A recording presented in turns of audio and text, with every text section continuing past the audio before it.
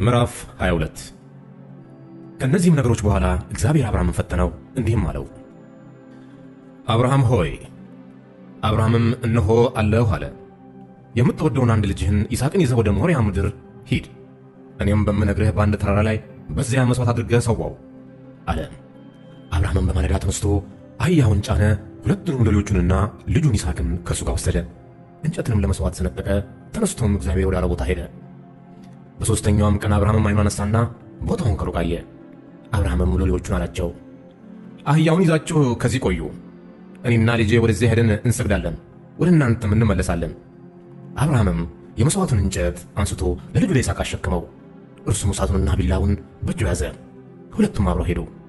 ይስሐቅም አባቱን አብርሃምን ተናገረው። አባቴ ሆይ አለ። እርሱም እነሆኝ ልጄ አለው።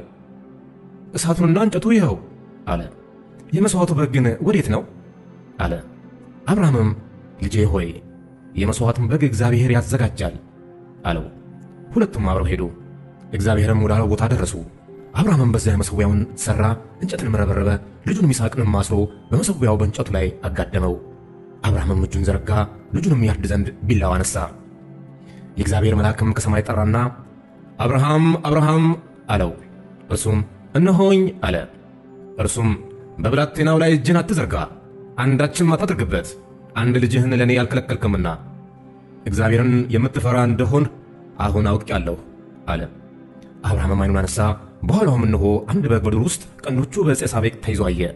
አብርሃምም ሄደ፣ በጉንም ወሰደው፣ በልጁም ፋንታ መሥዋዕት አድርጎ ሰዋው። አብርሃምም ያን ቦታ ያህዌይርኤ ብሎ ጠራው። እስከ ዛሬም ድረስ በእግዚአብሔር ተራራ ይታያል ይባላል።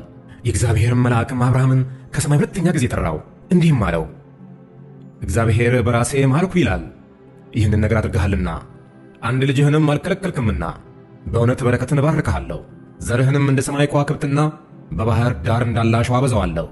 ዘርህም የጠላቶችን ደጅ ይወርሳል፣ የምድር አሕዛብ ሁሉ በዘርህ ይባረካሉ፣ ቃሌን ሰምተሃልና። አብርሃምም ወደ ብላቴኖቹ ተመለሰ።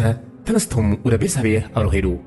አብርሃምም በቤርሳቤህ ተቀመጠ። ይህም ከሆነ በኋላ ለአብርሃም እንዲህ ተብሎ ተነገረ፣ እነሆ ሚልካ ደግሞ ለወንድም ለናኮር ልጆችን ወለደች። እነርሱም በኩሩ ዑፅ፣ ወንድሙ ቡዝ፣ የአራም አባት ቀሙኤል፣ ኮዛት፣ ሐዞ፣ ፊልዳስ፣ የድላፍ፣ ባቱኤል ናቸው። ባቱኤልም ርብቃን ወለደ። እነዚህን ስምንቱን ሚልካ ለአብርሃም ወንድም ለናኮር ወለደች። ሬማ የሚሏት ቁባቱ ደግሞ ጥባህን፣ ገአምን፣ ታሐሽን፣ ሞክሳን ወለደች። ምዕራፍ 23 የሳራም ዕድሜ 127 ዓመት ሆነ። በቂርያት አርባቅም ሞተች። እርሷም በከናን ምድር ያለች ኬብሮን ናት። አብርሃምም ለሳራ ሊያዝንላትና ሊያለቅስላት ተነሣ። አብርሃምም ከሬሳው አጠገብ ተነሣ፣ ለኬጢ ልጆችም እንዲህ ሲል ተናገረ፣ እኔ በእናንተ ዘንድ ስደተኛና መጻተኛ ነኝ። በእናንተ ዘንድ የመቃብር ርስት ስጡኝ፣ ሬሳዬንም ከፊቴ ልቅበር። የኬጢ ልጆችም ለአብርሃም መለሱ አሉትም፣ ጌታ ሆይ ስማን፣ አንተ በእኛ መካከል ከእግዚአብሔር አለቃ ነህ። ከመቃብር ስፍራችን በመልካሙ ቦታ ሬሳህን ቅበር። ሬሳህን ትቀብር ዘንድ ከእኛ መቃብሩን የሚከለክል የለም። አብርሃምም ተነሣ፣ ለምድሩ ሕዝብም ለኬጢ ልጆች ሰገደ፣ እንዲህም አላቸው፣ ሬሳዬን ከፊቴ እንድቀብር ከወደዳችሁ ስሙኝ። ከሳዕር ልጅ ከኤፍሮንም ለምኑልኝ። በእርሻው ዳር ያለችውን ድርብ ክፍል ያላትን ዋሻውን በሙሉ ዋጋ በመካከላችሁ ይስጠኝ። መቃብሩ የኔ ርስት እንዲሆን ዋሻውን በሙሉ ዋጋ በመካከላችሁ ይስጠኝ። መቃብሩም የኔ ርስት እንዲሆን። ኤፍሮንም በኬጢ ልጆች መካከል ተቀምጦ ነበር። የኬጢ ሰው ኤፍሮንም የኬጢ ልጆችና ወደ ከተማ የሚገቡ ሁሉ ሲሰሙ ለአብርሃም እንዲህ ሲል መለሰለት፣ አይደለም ጌታዬ፣ ስማኝ። እርሻውን ሰጥቼሃለሁ፣ በእርሱም ዳር ያለውን ዋሻ ሰጥቼሃለሁ፣ በወገኔ ልጆች ፊት ሰጥቼሃለሁ። ሬሳህን ቅበር። አብርሃምም በሀገሩ ሰዎች ፊት ሰገደ። የሀገሩ ሰዎችም ሲሰሙ ለኤፍሮን እንዲህ ሲል ተናገረ፣ ነገሬን ትሰማ ዘንድ እለምንሃለሁ፣ የእርሻውን ዋጋ እሰጥሃለሁ። አንተም ከኔ ዘንድ ውሰድ፣ ሬሳዬንም በዚያ ቀብራለሁ። ኤፍሮንም ለአብርሃም እንዲህ ሲል መለሰለት፣ ጌታዬ ሆይ እኔን ስማኝ። የ400 ስቅል ዋጋ ምድር በእኔና በአንተ መካከል ምንድን ነው? ሬሳህን ቅበር። አብርሃምም የኤፍሮንን ነገር ሰማ። አብርሃምም በኬጢ ልጆች ፊት የነገረውን 400 ስቅል መዝኖ ለኤፍሮን ሰጠው። ብሩም ለመሸጫ ለመለወጫ የሚተላለፍ ነበረ። በመንበሬ ፊት ያለው ባለድርብ ክፍል የሆነው የኤፍሮን እርሻ ለአብርሃም ጸና። እርሻውም በእርሱም ያለው ዋሻው በእርሻውም ውስጥ በዙሪያውም ያለው እንጨት ሁሉ በኬጢ ልጆችና በከተማይቱ በር በሚገቡ ሁሉ ፊት ለአብርሃም ርስቱ ሆነ። ከዚህም በኋላ ኬብሮን በምትባል በመምሬ ፊት በከነዓን ምድር ባለው እርሻ ባለድርብ ክፍል በሆነው ዋሻ ውስጥ አብርሃም ሚስቱን ሳራን ቀበረ። እርሻውና በእርሱ ያለው ዋሻው በኬጢ ልጆች ዘንድ ለአብርሃም የመቃብር ርስት ሆኖ ጸና። ምዕራፍ 24 አብርሃምም ሸመገለ፣ በዘመኑም አረጀ። እግዚአብሔርም አብርሃምን በሥራ ሁሉ ባረከው። አብርሃምም ሎሌውን የቤቱን ሽማግሌ የከብቱን ሁሉ አዛዥ አለው፣ እጅህን ከጭኔ በታች አድርግ፣ እኔም አብሬ ከምኖራቸው ከከነዓን ሴቶች ልጆች ለልጄ ሚስት እንዳትወስድለት በሰማይና በምድር አምላክ በእግዚአብሔር አምልሃለሁ። ነገር ግን ወደ ሀገሬና ወደ ተወላጆቼ ትሄዳለህ፣ ለልጄ ለይስሐቅም ሚስት ትወስድለታለህ። ሎሌውም ሴቲቱ ምናልባት ወደዚህ ሀገር ከኔ ጋር ለመምጣት እምቢ ያለች እንደሆነ ልጄን ወደ መጣህበት ሀገር ልመልሰውን አለው። አብርሃምም አለው፣ ልጄን ወደዚያ እንዳትመልስ ተጠንቀቅ። ከአባቴ ቤት ከተወለድሁባት ምድርም ያወጣኝ ይህችንም ምድር እሰጥሃለሁ ብሎ የነገረኝና የማለልኝ የሰማይ አምላክ እግዚአብሔር እርሱ መልአኩን በፊቱ ይሰድዳል። ከዚያም ለልጄ ሚስትን ትወስዳለህ። ሴቲቱም ከአንተ ጋር ለመምጣት እምቢ ያለች እንደሆነ ከዚህ ካቀረብሁህ መሐላ ንጹሕ ነህ። ልጄ ግን ወደዚያ አትመልሰው። ሎሌውም ከጌታው ከአብርሃም ጭን በታች እጁን አደረገ፣ ስለዚሁም ነገር ማለለት። ሎሌውም ከጌታው ግመሎች መካከል 10 ግመሎችን ወስዶ የጌታውን ዕቃ መልካም ይዞ ተነሳ። ተነስቶም ወደ መስጴጦምያ ወደ ናኮር ከተማ ሄደ። ሲመሽም ሴቶች ውሃ ሊቀዱ በሚወጡበት ጊዜ ከከተማይቱ ውጪ በውሃ ጉድጓድ አጠገብ ግመሎቹን አስበረከከ፣ እንዲህም አለ፣ የጌታዬ የአብርሃም አምላክ እግዚአብሔር ሆይ እለምንሃለሁ፣ መንገዴን ዛሬ በፊቴ አቅናልኝ፣ ለጌታዬም ለአብርሃም ምሕረትን አድርግ። እነሆ በዚህ የውሃ ምንጭ አጠገብ እኔ ቆሜአለሁ። የዚህችም ከተማ ሴቶች ልጆች ውሃውን ሊቀዱ ይመጣሉ። ውሃ ጠጣ ዘንድ እንስራሽን አዘንብዪ፣ እርሷም አንተ ጠጣ፣ ግመሎችን ደግሞ አጠጣለሁ የምትለኝ ቆንጆ እርሷ ለባሪያህ ለይስሐቅ ያዘጋጀህ አትሁን። በዚህም ለጌታዬ ምሕረትን እንዳደረግ አውቃለሁ። ይህንን መናገሩን ሳይፈጽም እነሆ ሚልካ የወለደችው የባቱኤል ልጅ ርብቃ እንስራዋን በጫንቋ ተሸክማ ወጣች። ሚልካም የአብርሃም ወንድም የናኮር ሚስት ናት። ብላቴናይቱም መልኳ እጅግ ያማረ ወንድ የማያውቃት ድንግልም ነበረች። ወደ ምንጭም ወረደች፣ እንስራዋንም ሞላች፣ ተመልሳም ወጣች። ሎሌውም ሊገናኛት ሮጠና ከእንስራሽ ጥቂት ውሃ ታጠጪኝ ዘንድ እለምንሻለሁ አላት።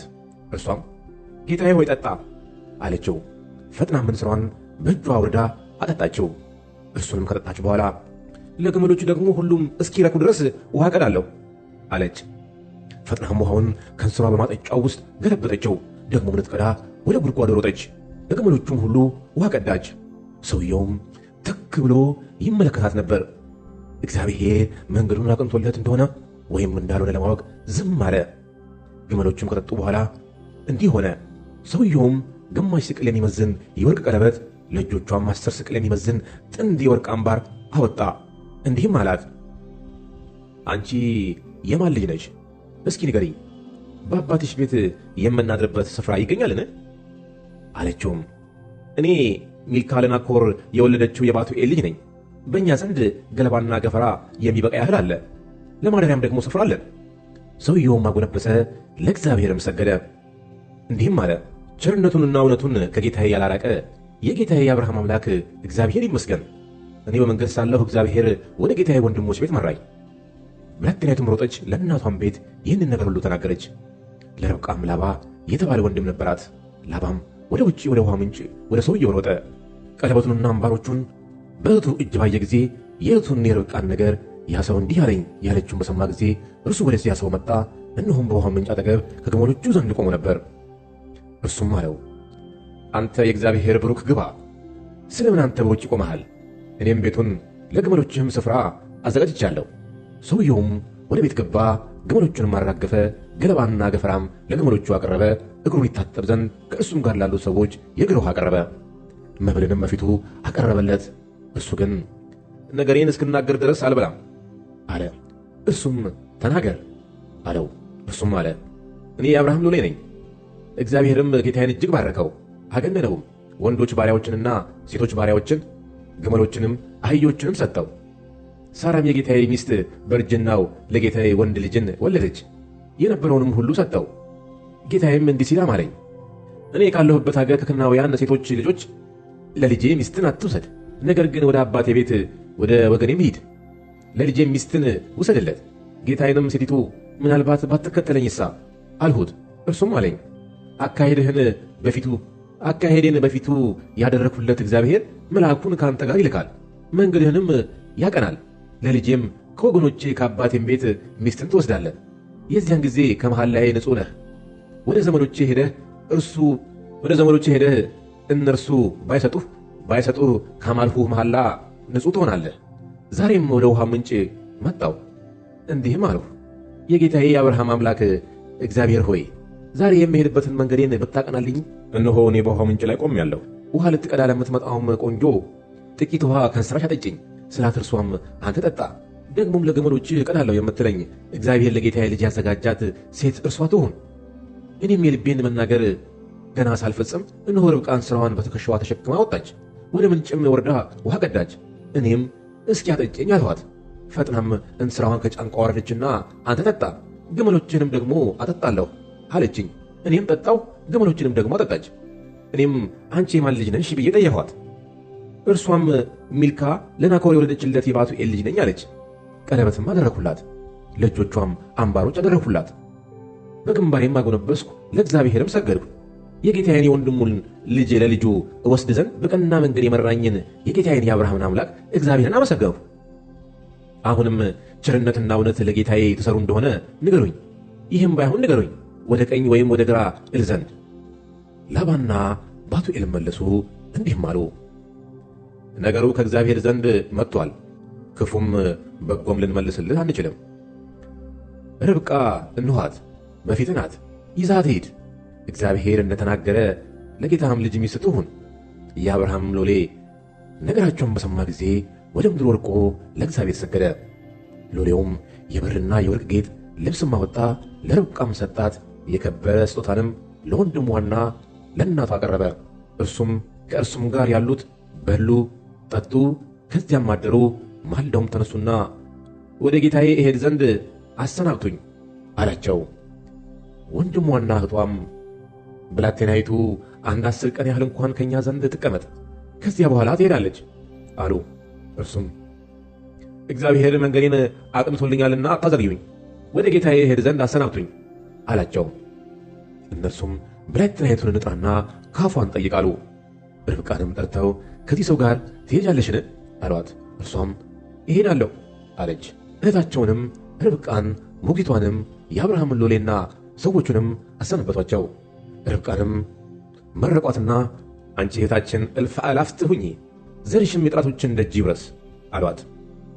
ርብቃም ተነሳች፣ ደንገጥሮቿም በግመሎች ላይ ተቀምጠው ያንን ሰው ተከተሉት። ሎሌውም ርብቃን ተቀብሎ ሄደ። ይስሐቅም ብኤር ላሄሮኢ በሚሏት ምንጭ መንገድ መጣ፣ በአዜብ ምድር ተቀምጦ ነበርና። ይስሐቅም በመሸ ጊዜ በልቡ እያሰላሰለ ወደ ሜዳ ወጥቶ ነበረ። ዓይኖቹንም አቀና፣ እነሆም ግመሎች ሲመጡ አየ።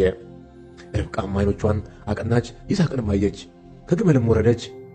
አቀናች፣ ይስሐቅንም አየች፣ ከግመልም ወረደች። ሎሌውንም ሊገናኘን በሜዳ የሚመጣው ይህ ሰው ማን ነው አለችው። ሎሌውም እርሱ ጌታዬ ነው አላት። እርሷም መሸፈኛ ወስዳ ተከናነበች። ሎሌውም ያደረገውን ነገር ሁሉ ለይስሐቅ ነገረው። ይስሐቅም ወደ እናቱ ወደ ሳራ ድንኳን አገባት፣ ርብቃንም ወሰዳት፣ ሚስትም ሆነችው፣ ወደዳትም። ይስሐቅም ከእናቱ ሞት ተጽናና።